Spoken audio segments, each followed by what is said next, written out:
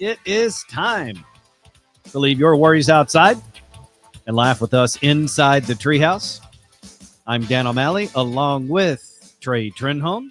Happy Tuesday, Trey. Happy Tuesday to you, Dan. Thank you, sir. Today is Tuesday, January 28th, 2025. And while the year is 2025, the struggle for equality goes on. Not just racial equality, but gender equality. Because we're in the 21st century and there are still parts of our communities that don't get treated the same as me and Trey. Don't get me wrong, there are times where Trey and I are up on our lily white pedestals and look down among the rest of those underserved communities and think, we've had it pretty good for quite a while. Yeah, very true. But that's not fair. And it's a little racist and a lot discriminatory. And the world has evolved over time. We as a species have evolved. And while still plenty of work left to do, we've made some headway. But it's sort of a 2 steps forward, 1 step back type of a dance, right? And this is a really great example of that. Gender equality. Gender equality, especially in sports. Not just that, but equal pay among the sexes. It's only fair that a woman should be paid the same as a man for the same work. In sporting events, though, that's where it gets a little murky because sporting events have sponsors and advertising dollars, money attached to it. So while NBA players might make $40 million a year, male NBA players, their female counterparts in the WNBA make a fraction of that. Yes. And that's the case for most sports, is the men make more. Well, and I'm not saying that it's always fair or right, but like for the WNBA, you do have to factor in that as a league, the WNBA loses money every year, where the NBA makes hundreds of millions of dollars. Yep. I mean, that's probably the greatest disparity of success and pay is in soccer. And it's gotten better for the national teams, but for a while, the women's national team was grossly underpaid, and they were by far, they won 2 World Cups, 3 World Cups. I mean, they were incredibly successful. Yeah. Now, does the men's World Cup bring in a lot more sponsorship dollars? Yes, it does. But, and they have slowly rectified that, at least with the national teams and sharing the wealth. But yes, a lot of times it is not fair. Right. There are realities at play, and then there's also our pull on fairness. Then there's instances of gender inequality that you just can't ignore, like this headline from the World Ski People.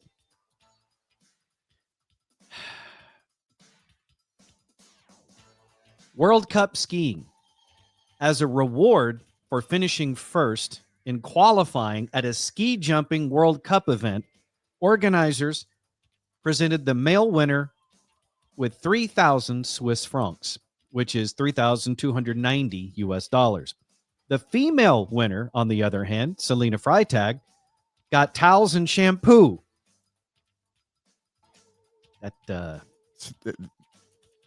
It makes me feel like that they weren't going to give her anything, and then they just raided the hotel room and said, "Here, look." This is the equivalent of a man scrambling to find a Valentine's Day gift. Yes, at 5 p.m. on Valentine's Day. And you're in the oh crap tents in front of the grocery store just scrounging for whatever's left. According to Selena Freitag, the female winner, she said, "I received a partner bag with shower gel and shampoo and 4 hand towels." You're right, Trey. This absolutely sounds like the organizers of this ski event just raided their hotel rooms. Skiing's governing body, FIS, told CNN that female winners of qualifying events don't receive prize money like their male counterparts. They said the gift also included a voucher for a weekend of wellness treatments and was certainly well-intentioned, but it's understandable that it may have generated frustration and given a bad impression if seen as formal compensation for the victory. This was not the case. So there you have it, Trey. This was informal compensation. So the male winner of the qualifying got over $3,000. The female winner of the qualifying got absolutely nothing. But as an informal gesture, she was given hand towels, shampoo, and a gift card for a spa day. Which it sounds like they need most sports, most stuff. You don't get prizes for qualifying. Mm-hmm. Yeah, really, and especially ski jumping, where you're potentially breaking your neck, literally. Yeah, it seems like they could have divvied that up a little bit better, or just not done it, and just giving them both gift certificates to a wellness center if you don't break your neck. Exactly. I wonder if afterwards, if the women are allowed to just beg for money when they get to the bottom of the hill, like just take off their helmet and pass it around, just be like, alms for the females, kind of a thing. We'll jump for food. Yes, exactly. Event organizers at this World Ski event told CNN that FIS regulations do not provide funding for the winner of the women's qualifying round to receive prize money. They added that they thought it would be a nice gesture to present a small gift when congratulating the winner of the qualification, and they find it difficult to understand why offering a gift is a significant issue when no prize money is involved anyway. Look, as if it's bad enough that the women competitors don't get prize money for this qualifying skiing event, they served lunch. And at lunch, the male competitors got sandwiches. The women had to make them.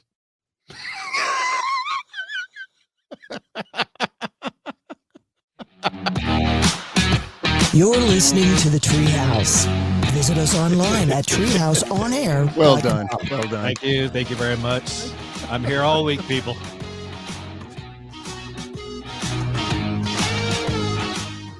Let's get Daniel Cook from Cook DFW Roofing and Restoration into the Treehouse. 833-COOK-DFW for your free roof inspection.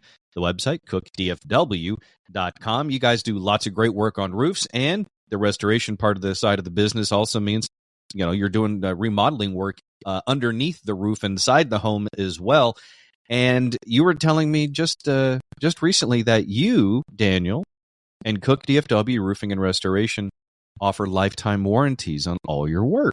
Yeah, Dan, that's something that we talked about for a while now, and we decided to go ahead and just pull the trigger on it. We've had excellent reviews. We've had excellent referrals. People really love our work when they give us a chance, and we just want to put our money where our mouth is. And, and that's the best way I can always say that is just back it up. Back it up.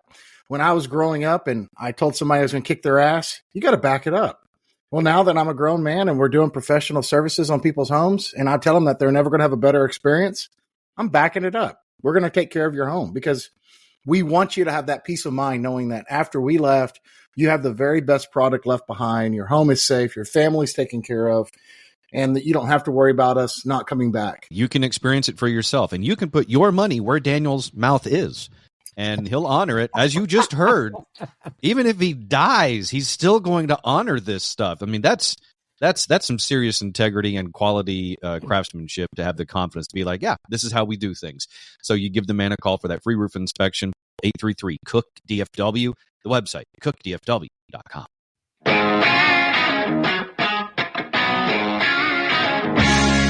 You're listening to the Treehouse.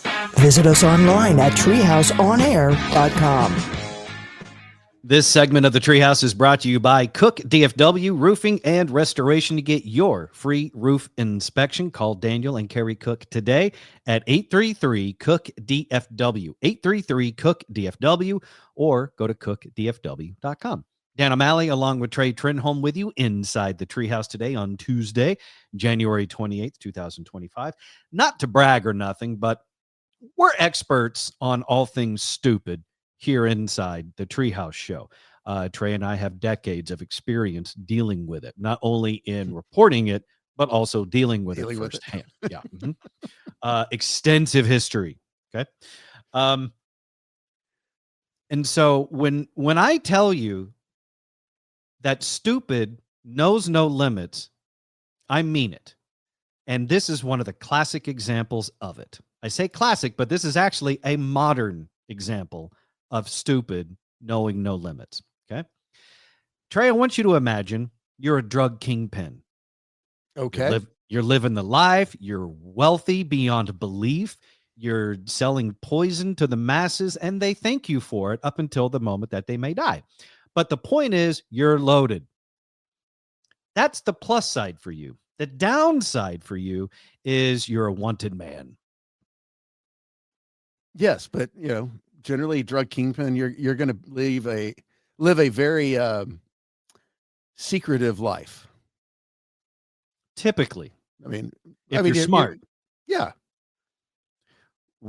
Well, we deal in stupid around here. So Trey may actually be a secret drug kingpin, but we wouldn't know on this side because Trey's smart. Not all drug kingpins are created equal. Okay. There is one particular man. His name is Luis Manuel Picado Grijalba. He's 43, and he was recently arrested at a London airport after he was accused of shipping cocaine from Costa Rica to the United States.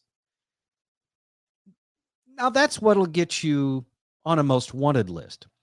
But what gets him caught is the stupid part. See, he and his wife went on vacation. And while they were on vacation, she took all sorts of sexy photos in her bikini at the beach. And then she posted them on Instagram, where the DEA was following her account, and they pinpointed her location, which got their location to him, and now he's behind bars. So a drug kingpin is behind bars, all because his wife posted thirst traps on Instagram.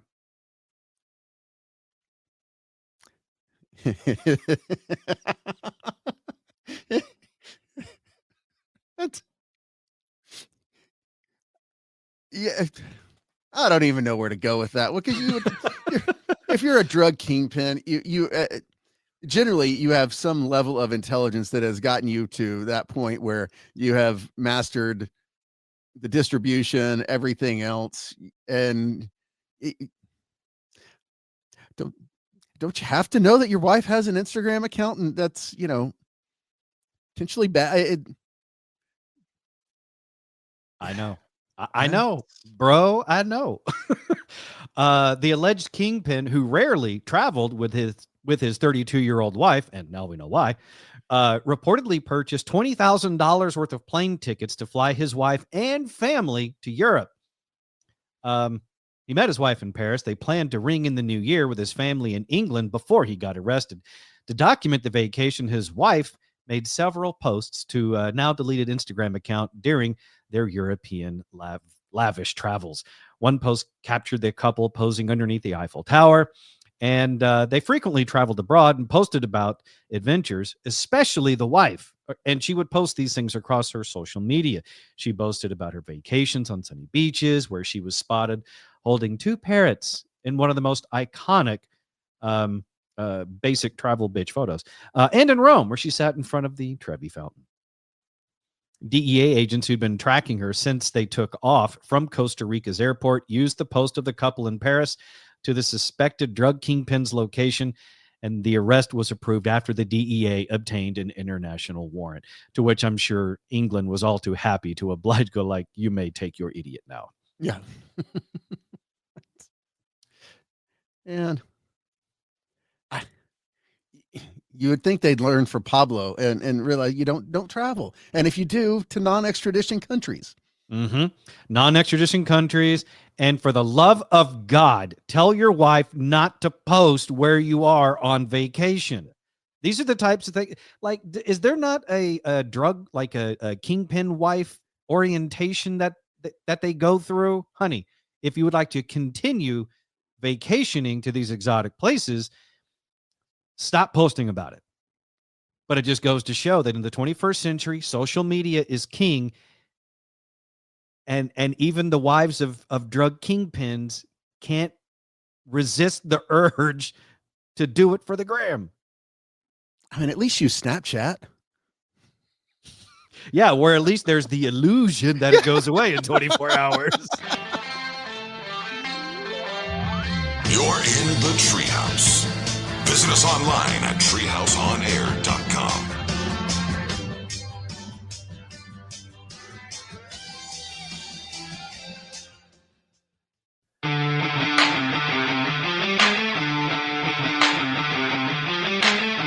You're in the Treehouse.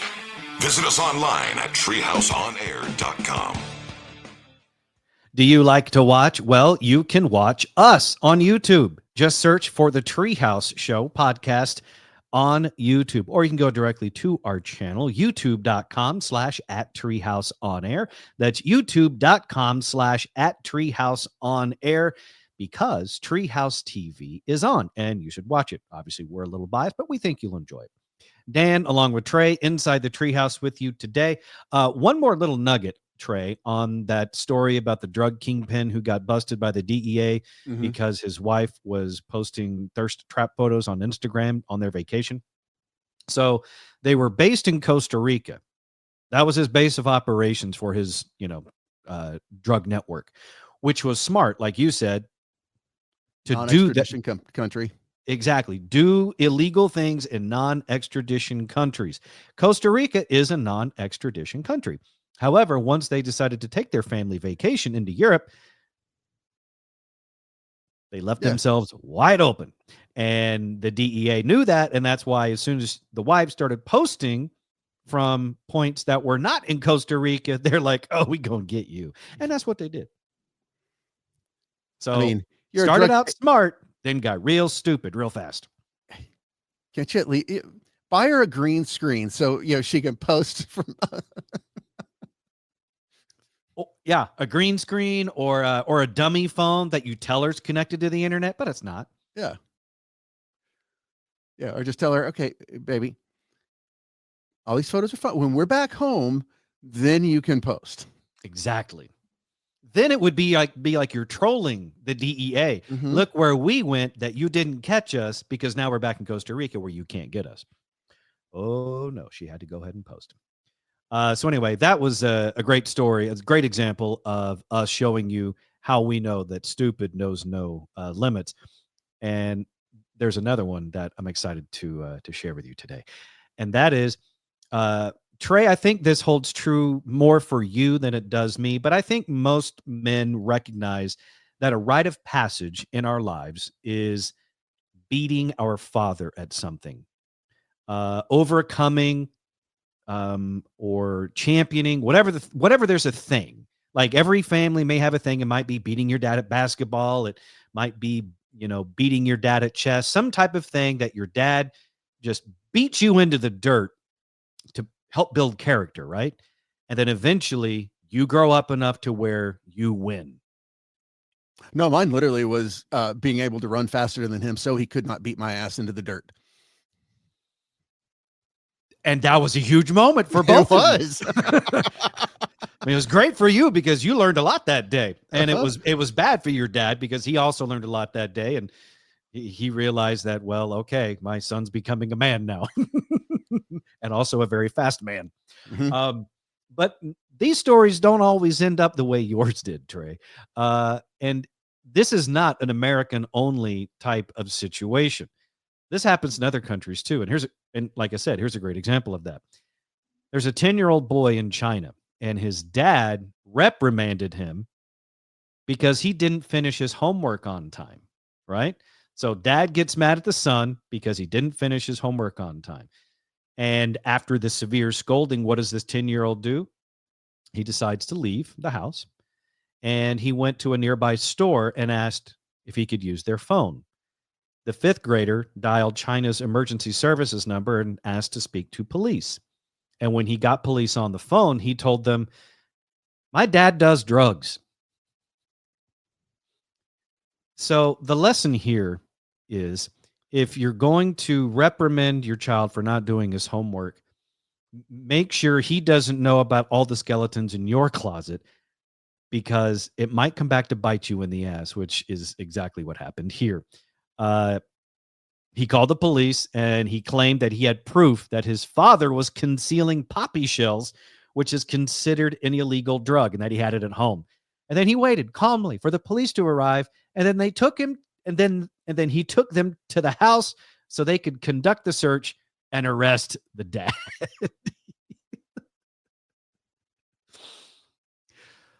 Oh, this is it's a difficult lesson, I'm sure, for a father to learn when your son bests you at something, but this is a level I don't think any father could ever be prepared for. No. And then you have the okay, but I'll get out eventually. Oh yeah, the threat. Uh-huh. You better go to Costa Rica. A couple of years from now, there's going to be another story. Dad might be going right back to jail, but yeah, he's going to have a teardrop tattoo on his eye.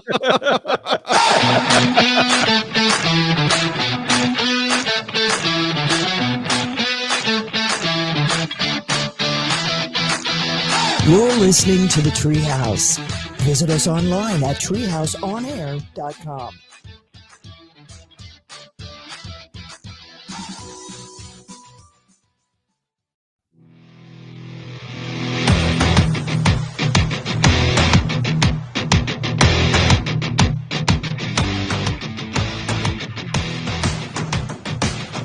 You're in the Treehouse. Visit us online at treehouseonair.com. If you miss any part of the Treehouse Show, you can catch up with the Treehouse Show podcast, available on all major platforms like Spotify, the iHeartRadio app, Apple Podcasts, Pandora, Amazon Music, and many more. You can subscribe to any of those platforms directly, or you can choose one of those platforms right on our website, treehouseonair.com, and subscribe to the Treehouse Show podcast at treehouseonair.com. Dan O'Malley, along with Trey Trenholm, inside the Treehouse with you today, Tuesday, January 28th, 2025. Trey was you were surfing the internet in that last break. What was it that you just saw? What event is coming up that I'm not going to? Headline: you can watch Jaws while floating in the ocean at night. No, I won't. I don't know how many nopes I've been given throughout my lifetime, but I would happily shove them all in on that event. Absolutely not. Ever, not a chance. I don't even know if I'd do it in a pool. No, Okay. yeah, I don't know. Maybe a pool, but no natural body of water. Like no river, no lake. Because especially ocean, especially F no. for the biggest reason, which is I would embarrass myself so badly, because anytime anything brushed against my leg, I would be screaming like yes, like a girl. Like a girl getting murdered at the beginning of Jaws. Yes. Where is this event that I'm not ever going to go to happening? It's actually, it seemed like such a Florida thing. It does sound like a Florida thing. It would be perfect if it was Martha's Vineyard, because that's where they shot the original Jaws. And it was the fake town of, was it Amity or whatever it was? The fake Amityville. town in, yeah, the right? fake. Well, that's a different horror movie, but No, I think yeah. it was like Amity's, whatever. The fake town in Jaws is basically Martha's Vineyard. That's where they shot it. So that would be very fitting. It says this is an old story, but Valente Beach Resort and Beachside Billy's in Texas. Oh, so Texas. You know what? This makes sense, because I thought I heard something about an event like this before. You said this is an old story? Mm-hmm. Okay. This might be an older story, but I've heard of these events a lot. This is a great example of it. There's a new thing in the marketing world called it's like immersive marketing. It's there's like a buzzword for it that I've seen. Immersive. It's experiential marketing. That's what it is. That's where you get people involved in things or inside of a little world. Like when you have a bar that changes over its entire theme into a Harry Potter bar or a Friends coffee shop, that type of pop-up. Yeah. a pop-up thing, that sort of experiential marketing. But it's great for headlines, but I'd be curious to know how many people actually showed up at that event. Yeah, I don't know. And only company I can think that would benefit from doing experiential marketing, something like this would be Depends.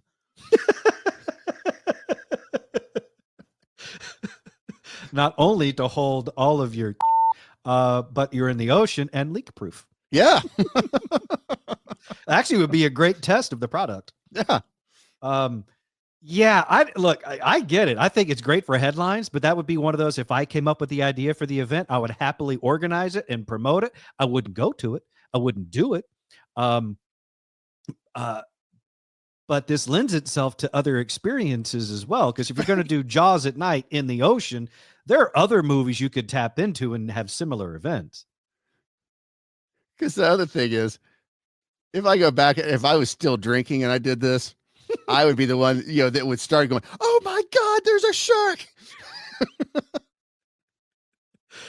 Honestly, if you told me that you were going to this event, I would know you were drinking again. Oh yeah. Sort of like they say,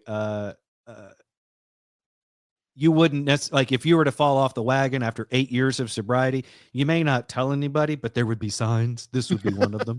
Yeah. But yeah, I mean, this opens the door for other experiential possibilities. Jaws at night in the ocean is absolutely terrifying.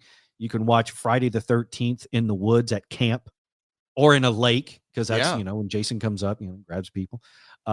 Lake Placid, on Lake Placid. Hello. I think there are opportunities here that I think a lot of people have not done. So there's inspiration here that people can take from Jaws at night in the ocean, especially in Texas, where you can't see past. You can't see a foot into the water anyway, so you really have no idea what's grabbing your leg. Yeah, no, none of it. I mean, like watching Titanic on a cruise ship. No. Some things you just don't do. Yeah, I mean, because then you're just tempting fate, right? Yes, you are just asking for something to hit the ship, and go down, and then you're the part of the band on the deck, just fiddling away. Uh-huh. Yeah, see, Lake Placid, on Lake Placid, Friday the 13th at camp. Obviously, Jaws, watching Jaws in the ocean. Pretty Woman in a hotel. Yeah. Yeah. Or you go to an actual brothel and you pop it in, surrounded by the girls. Yeah. Actually, that'd be a great event at was it Cadillac Ranch or whatever it is outside of Vegas, where they have the actual legal brothels. Yeah, best little whorehouse in Texas. Now that is a pop-up. You're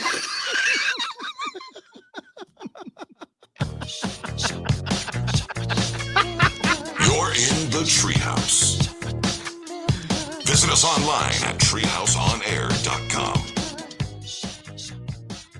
There's a pop-up I can get behind.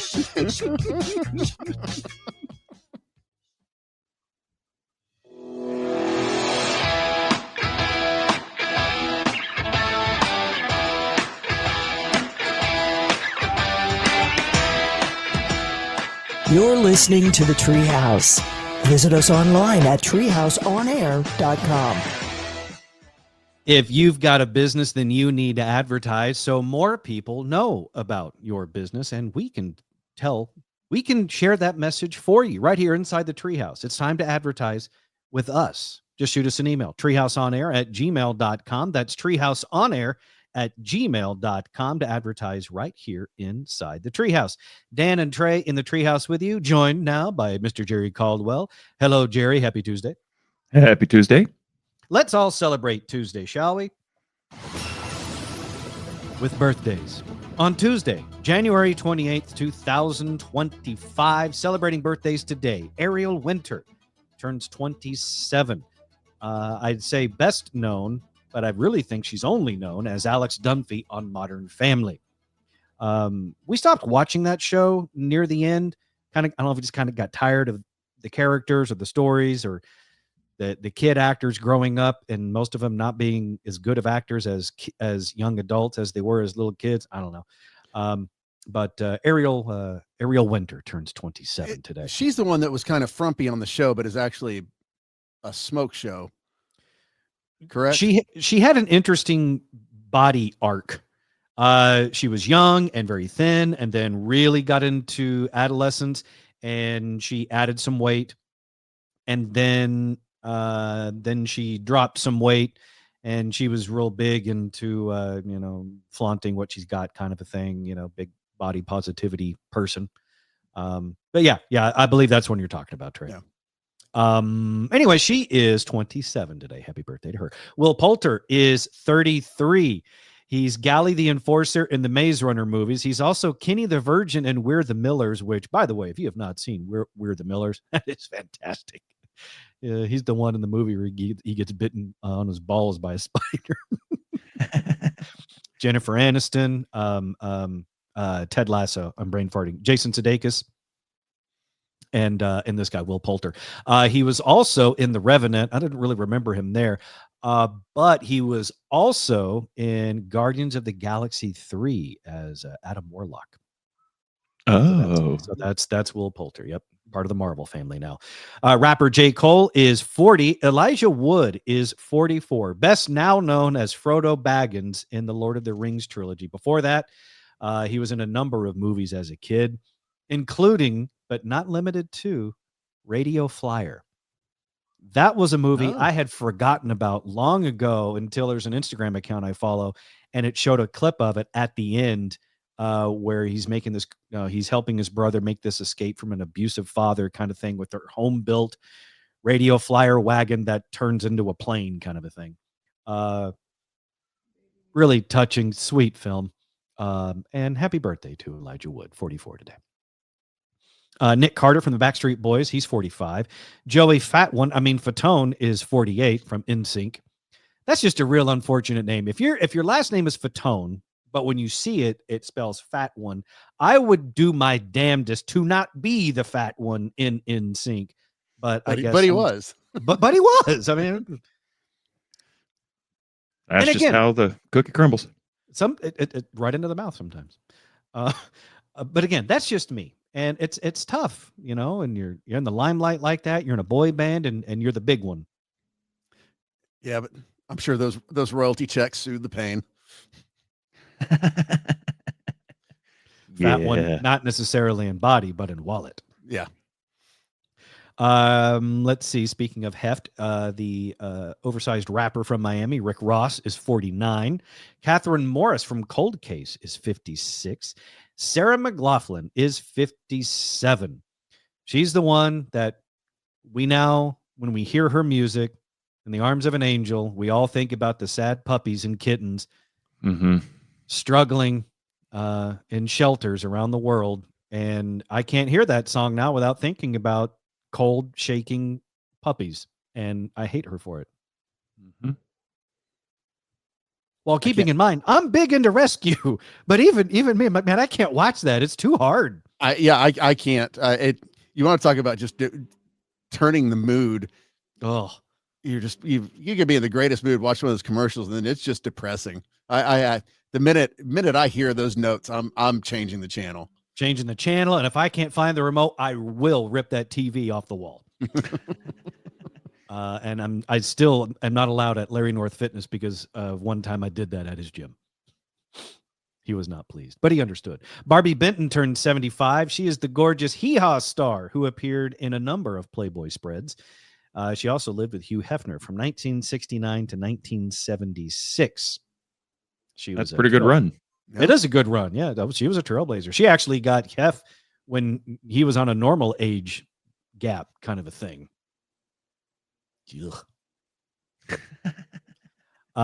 Famous ballerina. I almost said ballerina. Damn it. That's really, really sexist of me. Legendary ballet dancer Mikhail Baryshnikov is 77. What is a male ballet dancer referred to? Because female, we know that's ballerina. Is it balleriner?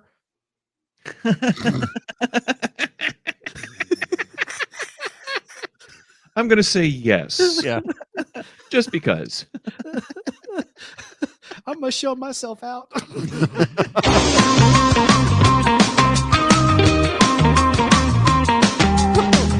in the Treehouse. Visit us online at treehouseonair.com.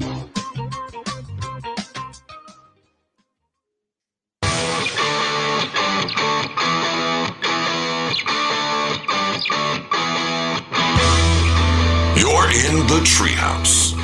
Visit us online at treehouseonair.com. If you like the Treehouse show, then you will love us on social media. It is an extension of the show that you hear right here. So give us a follow on social media. Our handles at Treehouse on Air across all the social media platforms. Find us on social media at Treehouse on Air. That's at Treehouse on Air. Dan and Trey and Jerry Caldwell with you inside the Treehouse. Just a little bit left here inside before we close up for the day. Jerry, you were just telling me in Trey in the break that your house is a little sickly right now. The girlfriend is not feeling well. Yeah. She's cold, flu, leprosy. Well, nothing's fallen off of her yet, but not really sure. Could just be the general cold weather malaise, or we were at the dog park the other day. All the humans were standing together in a group, and this old guy comes hobbling up. He's one of the regulars too, and he's like, "Oh, I just got out of the emergency room." We're like, "Oh no, what happened?" It's like, "I have the flu, 2 kinds." Get away from us, you old. Wonderful. Good to hear. Look, I realize that COVID and the pandemic turned into a political lightning rod for a lot of people, but I would like just one thing for people to take out of that event, that historical event of all of our lives, and that is keep your sickness at home. Right. And sharing is caring, except in this case. Right. Cough, sneeze into your elbow pit. I was able to form a new habit by doing that. You can too. But just, if nothing else, just keep your sick to yourself. I don't want it. Don't spread it around to anyone else because they don't want it either. Absolutely. There is a little bit of sickness in my house right now. Nothing contagious, so you guys are fine. I don't know if you can see this on my hand. I got little bug bites there on my hand. Oh, yeah. So, my wife has the event planning business, and we had a wedding the other day that I had to officiate. And you guys, you're familiar with mosquitoes, obviously, but no-see-ums are a thing. They're also known as biting midges, not midgets. We're not getting canceled here, although biting midgets would be a lot funnier. But these tiny insects, you really can't see them. That hence the name no-see-ums. And I'm wearing a suit. I'm officiating this wedding, and I could feel them biting my hand. Any exposed skin I had, those little bastards in between my knuckles. Look, in between my knuckles on my hand, in the webbing, in between my middle and index finger. I've got 2 on the back of my head. Those little got me in the back of the head. Did they get into the more sensitive areas? Not on me. Tara, unfortunately, was wearing a skirt. Oh, yeah, they love those too. Yep. Well, I love it there too. I told her, I said, well, can you blame them? I'm sure Nope. that went over really well. Yeah, it went over my head about as well as a crowbar. Yeah. Yeah. So anyway, the point is when you go outside, don't take anything for granted. Use your bug spray and spray in places even where you think they won't dare go, spray there. Don't leave anything to question. Don't take any chances. Spray everywhere. That's my PSA to you today inside the treehouse. You get bug weather every day of the year there on the island, don't you? Mm-hmm. Yeah. Yep. And it doesn't matter. You're going to get chewed up one way or the other. So spray even where the sun don't shine. There is a certain irony to spraying your junk with off.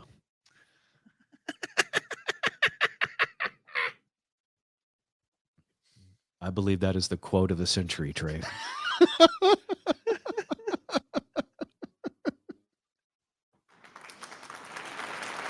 Well said. Thank you. Really just fine work.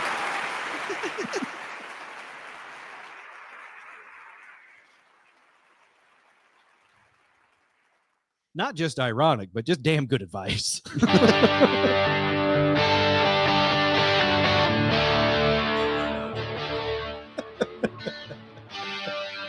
For all things Treehouse, go to treehouseonair.com. You can also find and follow us on social media. For the show, it's at Treehouse On Air. For me, it's at the Dan O'Malley. For Trey, it's at Trey Trenholm 1. And for Jerry, it's at that Jerry Guy. We'll see you tomorrow right here in the Treehouse.